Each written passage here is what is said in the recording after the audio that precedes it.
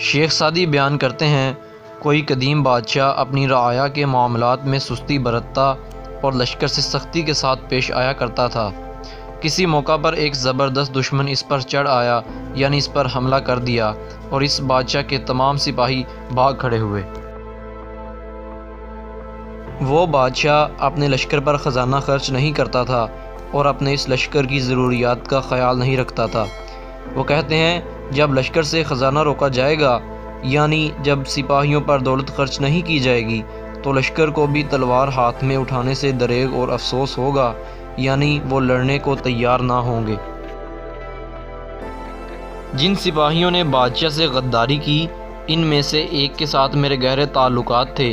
میں نے اسے اس بات پر ملامت کیا اور کہا کہ وہ شخص کمینہ، ناشکرا، بد نسل اور احسان فراموش ہے، جو معمولی سے حالات بدلنے پر اپنے پرانے آقا سے روگردانی کرے۔ وہ بولا، اگر آپ ازاہ کرم معاف فرمائیں تو ایک عرض کروں، کیا یہ مناسب ہوگا کہ میرا گھوڑا اس جنگ میں بغیر دانے کے رہے اور میری زین کا نمدہ گروی رکھا جائے؟ دوسرا یہ بھی تو ہے کہ جو بادشاہ اپنے لشکر کے ساتھ کنجوسی سے کام لے، اس کے لیے دلی طور پر دلیری و بہادری کا مظاہرہ نہیں کیا جا سکتا، یعنی دلیری و شجاعت سے دشمن کا مقابلہ نہیں کیا جا سکتا۔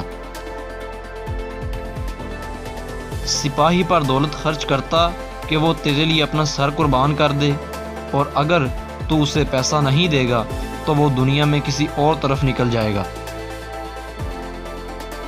جب دلیر آدمی کا پیٹ بھر جاتا ہے تو وہ دشمن کو پکڑنے کے لیے ان پر حملہ کر دیتا ہے، جبکہ جس کا پیٹ خالی ہو، یعنی جو بھوکا اور مفلس ہو، وہ ایسے موقع پر راہ فرار اختیار کر لیتا ہے۔